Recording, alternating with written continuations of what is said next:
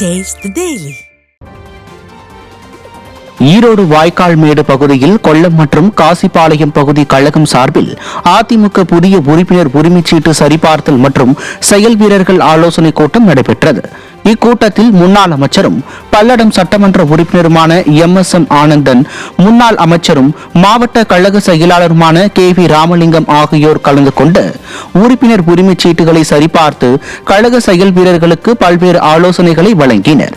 இந்த நிகழ்வில் முன்னாள் துணை மேயர் KC பழனிசாமி, மாவட்ட அம்மா பேரவை செயலாளர் சதீஷ்குமார், மாநகராட்சி எதிர்க்கட்சித் தலைவர் தங்கமுத்து, மாவட்ட கட்டுமான பிரிவு செயலாளர் மணிகண்டன் உள்ளிட்ட ஏராளமானோர் கலந்து கொண்டனர்.